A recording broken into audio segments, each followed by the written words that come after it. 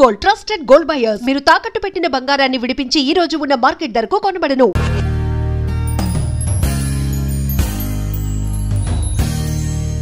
గ్రహణం అనగానే సూర్యగ్రహణమైనా చంద్రగ్రహణమైనా మన ఇంట్లో పచ్చళ్ళు లేదా ఆహార పదార్థాలు ఏమన్నా వాటి మీద ఒక గరిక వేసి పెట్టి ఉంచడం అనేది ఎన్నో సంవత్సరాల నుంచి జరుగుతోంది.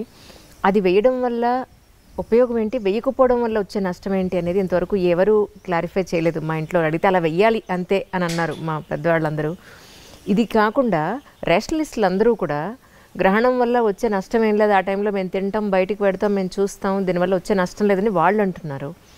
ఏది నిజం అసలు? మీ వరకు మీరు చూసిన దీంట్లో ఏం చెప్తారు సార్?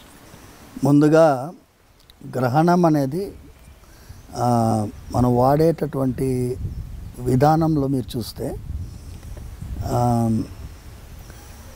ఏదన్నా మీరు బుక్స్లో రాసేటప్పుడు దీనికి గ్రహణం పట్టింది,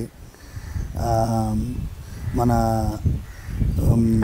వైభవానికి గ్రహణం పట్టింది అలా వాడతారు, నెగటివ్ టర్మినాలజీగా వాడతారు.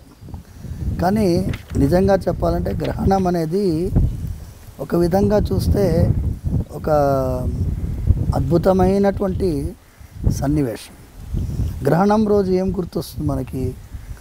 అమృతం సంపాదించినటువంటి ఆ క్షీరసాగర మథనం గుర్తు రావాలి. అమృతం వచ్చింది.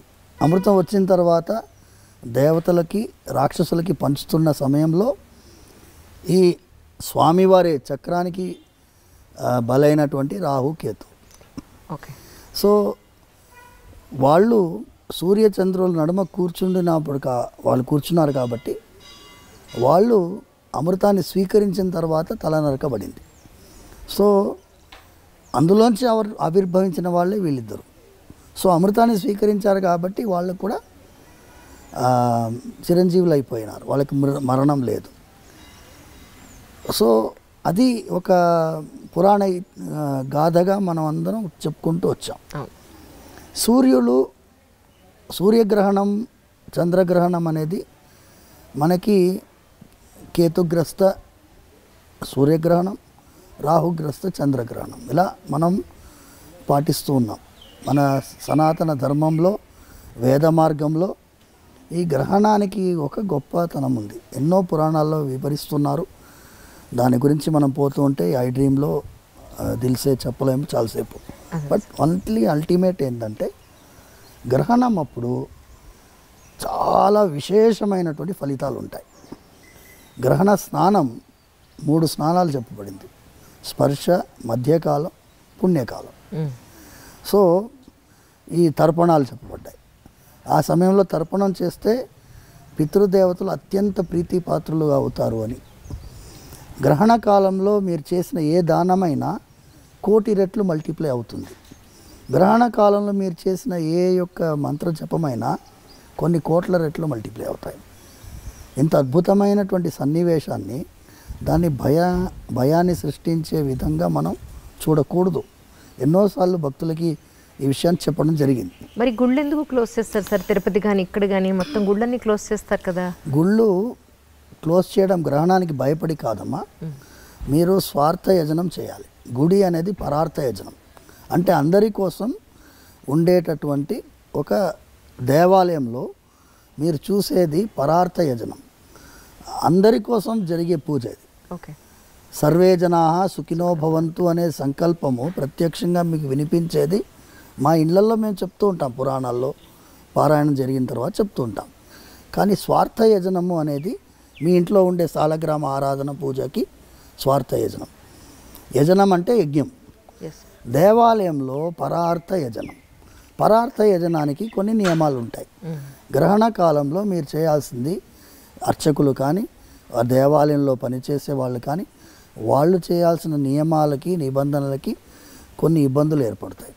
గ్రహణ కాలంలో మీరు నైవేద్యం తయారు చేయలేరు. సో ఇవన్నీ కారణాల వల్ల ఆగమశాస్త్రం విధించబడింది. ఈ సమయంలో మీరు దేవాలయాలకి మనకి స్వామివారి యొక్క ఆరాధనము మనము నిషేధించి వారికి, ఎందుకంటే మీరు ఫస్ట్ మీరు పుణ్యస్నానం చేసిన తర్వాత కదా దేవాలయానికి వెళ్ళగలిగేది. ఇప్పుడు నేను దేవాలయంలో ఆరాధన చేయాలంటే నిన్న గ్రహణం అయింది. సూర్యగ్రహణం సంభవించిన తర్వాత సూర్యుడిని చూడాలి. సూర్యుడిని చూసిన తర్వాత పుణ్యస్నానం చేయాలి. నిన్న రాత్రి మొత్తం సూర్యుడిని చూడలేదు. నిన్న గ్రస్తాస్తమయం అంటే అస్తమన సమయంలో సూర్యుడిని గ్రహణం పట్టింది. విడిచింది 6:30కి. సూర్యాస్తమన సమయం 5:55. అవును సార్. సో 6:30 తర్వాత సూర్యుని చూడలేం కదా. నిన్న రాత్రంతా మేము ఉపవాసం ఉండి ఇవాళ తెల్లవారుజామున లేచి సూర్యుని చూసిన తర్వాత తర్వాత శుద్ధమండల స్నానం చేసిన తర్వాత పుణ్యావాచనం చేసుకొని దేవాలయానికి వెళ్ళి అక్కడ స్వామివారికి అభిషేకాలన్నీ నిర్వహించిన తర్వాత భక్తులకి దర్శనం ప్రారంభించాం. అంటే భగవంతుడికి భక్తులకి నడుమ ఉండే అర్చకుడికి కూడా ఈ పుణ్యస్నానాలు అవసరం కాబట్టి స్వామివారు తమల్ని ఆ ఒక్కరోజు ఆ గ్రహణ కాలంలో భక్తులకి అందుబాటులో లేకుండా మనందరి మీద వాత్సల్యంతో అది పెట్టారు. మీరు దేవాలయాలు మూసేస్తున్నారు, దేవుడికే గ్రహణం భయపడిందా అనేటటువంటి వాళ్ళు విమర్శించుకోనండి. వాళ్ళని ఒక్కొక్కరిని బట్టి నేను కన్విన్స్ చేయడానికి దిల్ సేవిత్ అంజలి లేదు. ఓకేనా. రెండవ పాయింట్, ఇప్పుడు గరికె అనేది అద్భుతమైనటువంటి దర్భానికి అంత విలువ ఎందుకు వచ్చింది అంటే గరిక ఎండితే దర్భ అంతే కదండి. ఎండు దర్భనే మనం వాడతాం. అవును. అయితే దానికి కూడా ఇప్పుడు మనకి పుష్కర స్నానం ఎలాగ వచ్చిందో 12 ఏళ్ళకి ఒకసారి పుష్కరాలు వస్తాయో ఈ అమృత భాండం నుంచే పుష్కరం గురించి కూడా వచ్చింది. అలాంటిదే ఈ అమృత భాండం గరుత్మంతుల వారు తన యొక్క తల్లిని వినతాదేవిని శాపం నుంచి విడుదల చేయడం కోసం ఇంద్రుడితో పోరాడి అమృత భాండం తీసుకొచ్చి ఏం చేస్తారంటే ఈ గరిక పైన పెడతారు. సో గరిక పైన పెట్టినప్పుడు ఈ సర్పాలన్నిటికీ కూడా మీరు వెళ్ళి స్నానం చేసి రావాలి, అప్పుడే మీరు ఈ అమృతాన్ని స్వీకరించవచ్చు అంటారు. అంటే అందరు వేల సర్పాలన్నీ సముద్రంలో స్నానానికి వెళ్తారు. మళ్ళీ ఇంద్రుడు వచ్చి తీసుకెళ్ళిపోతాడు అమృత భాండాన్ని. తీసుకెళ్ళేటప్పుడు గరిక మీద అమృతం పడుతుంది. సో అది అమృతంతో తడిసింది కాబట్టి దానికంతా గొప్పతనం. సో అది గరిక తడిసిన తర్వాత ఈ సర్పాలన్నీ ఏం చేస్తాయి, వచ్చి ఆ గరికెని నాకితే సర్పం యొక్క నాలుక రెండుగా చీలిపోతుంది. సో రెండు సైమల్టేనియస్ జరుగుతాయి. అందుకే సర్పానికి 2 నాలుకలు గరికె వల్ల వచ్చి అంత షార్ప్గా ఉంటుంది, కోస్తుంది అది. సో అంత పవర్ఫుల్ అన్నమాట ఈ దర్భం. దర్భానికి అంత గొప్పతనం. మేము పవిత్రం ధరిస్తాము, పవిత్ర పాణి అంటారు. పవిత్రం ధరించి వెళ్తాము. ఏదన్నా శుభకార్యం జరగాలన్నా పవిత్రంతో జరగాలి. సో అంత ముఖ్యత్వం ఈ అమృతం వల్ల వచ్చింది. సో గ్రహణం సమయంలో సంబంధించిందంతా అమృతంతో సంబంధించిన విషయం. సో అందుకోసం అంత ముఖ్యత్వం. దాన్ని కనుక మనము ఏదన్నా పదార్థం పైన, వండిన పదార్థం పైన, పచ్చళ్ళ పైన, చెడిపోయే పదార్థం పెరుగు అందులో పెడతారు. చిన్న ముక్క పెడితే అది చెడిపోకుండా ఉంటుంది దర్భం వల్ల. ఇది మనం నమ్ముతాం. ఇప్పుడు నమ్మకం ఉండేవాళ్ళు నమ్ముతున్నాం. ఇప్పుడు మేము వెళ్ళి ఈ రేషనలిస్టులని వాళ్ళు అదేమంటారు హేతువాదుల్ని వెళ్ళి కన్విన్స్ చేయాల్సిన అవసరం లేదు. నేను ఇప్పుడు కాదమ్మా, మీకు తెలుసుంటే 20 ఏళ్ల ముందు ఎప్పుడైతే ఈ టీవీ ఛానల్ దూరదర్శన్ తప్ప ఎక్స్ట్రా ఛానల్స్ ఎప్పుడైతే వచ్చాయో అప్పుడు మొట్టమొదటిసారి ఒక ఛానల్లో గ్రహణం సమయంలో నన్ను కూర్చోబెట్టి, నేను రానయ్య బాబు కూర్చోబెట్టి ఏం చేశారు, సమోసా అవన్నీ తీసుకొచ్చారు. మేమంతా తింటాం చూడండి ఏమన్నా అవుతుందంటే, ఇప్పుడు మీరు చిన్న విషయం అమ్మా, తిన్న వెంటనే ఏమన్నా అవుతుందా? ఏమీ కాదు. ఇప్పుడు స్మోకర్స్ ఉన్నారు, రోజు సిగరెట్ తాగుతాడు, ఏమైనా అవుతుందా వాడికి? ఎప్పుడు అవ్వాలో అప్పుడు అవుతుంది. ఎప్పుడు అవ్వాలో అప్పుడు అవుతుంది. అయినప్పుడు మీరు అయ్యో ఎందుకు చేసామరా అనిపిస్తుంది. ఇప్పుడు సైంటిఫికల్గా గ్రహణం సమయంలో lot of other reasons are being చెప్తున్నారు. సైన్స్ కూడా గ్రహణం సమయంలో what are the changes, electromagnetic fields ఏమిటి, ఎలా ఉంటుంది పరిస్థితి, వాతావరణంలో ఏ మార్పులు ఉంటాయి, వాళ్ళు రీసెర్చ్ చేస్తున్నారు, ఇప్పుడు ఇంకా చేస్తున్నారు. So let us wait.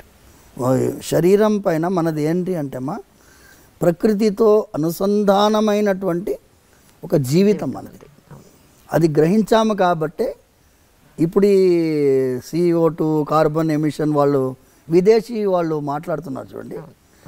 మన వాళ్ళకి ముందు నుంచే తెలుసు, ఋషులు వాళ్ళు ప్రకృతితో అనుసంధానంగా మీరు జీవించాలి, ప్రకృతికి విపరీతంగా మనకు ఏ కార్యక్రమం చేయకూడదు అనేటటువంటి విధానంలో మనం జీవించాం. కాబట్టి చాలా విషయాల్లో ప్రకృతితో సంబంధించినటువంటి అంశాలు మనం చెప్తున్నాం.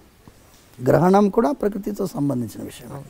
సో గ్రహణం సమయంలో గర్భిణీ స్త్రీలు కొంచెం జాగ్రత్త పడాలని చెప్పాం. అది మూఢనమ్మకం, అది ఇది అన్నారు. ఎవరెవరు మూఢనమ్మకం అన్నారో వాళ్ళు చాలామంది ఈ వైపు వస్తున్నారు, ఇప్పుడు ఈ వైపు వస్తున్నారు. మీరు చూడండి ఎక్కడైనా బిగ్గెస్ట్ రేషనలిస్ట్ సైంటిస్ట్ వాళ్ళు మేము చేసిన ప్రయాణం అనేది సరి అయిన ప్రయాణం కాదు, ఈ రాజమార్గంలో ప్రయాణమే సరైన. త్యాగరాజ స్వామి పాడాడు, చక్కని రాజమార్గం ఉండగా సందులో దూరనేలా అని పాడాడు. అది సందు తెలియదు, ఎట్టబోతామో తెలియదు, అందుకోసం ఇటువైపు రావడమే మంచిది. ఇది ఏంటి అమ్మా, కొన్ని వేల సంవత్సరాల చరిత్ర ఉన్నటువంటి సనాతన ధర్మం. ఇది వేద మార్గం. వేద మార్గం ఏమంటుంది, చిన్న విషయం అమ్మ, నా అప్సుమూత్ర పురీషం కుర్యాత్ వేదం చెప్తుంది. నీళ్ళల్లో మీరు ఎప్పుడు కూడా మీరు పాసిపోయకూడదు అని చెప్తుంది వేదం చెప్తుంది. నదికి ఉండేటటువంటి మనకి గౌరవం చెప్తుంది. నదీ స్నానానికి వెళ్ళినప్పుడు మీరు సోప్ కూడా రాసుకోకూడదు అంటుంది. ఇక్కడ సోప్ రాసుకొని నదిలో స్నానం చేయకూడదు. నదీ స్నానం చేసి వచ్చి మీరు ఇంట్లో సోప్ రాసుకొని స్నానం చేసుకోవచ్చు. నదీ స్నానానికి ఈ కెమికల్స్ పూసుకొని స్నానం చేయకూడదని శాస్త్రం చెప్తుంది.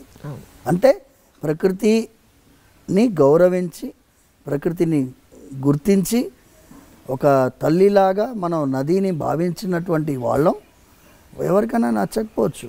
న్యూజిలాండ్లో పోయిన ఏడాదికి ముందేడాది they have declared a river as a living being.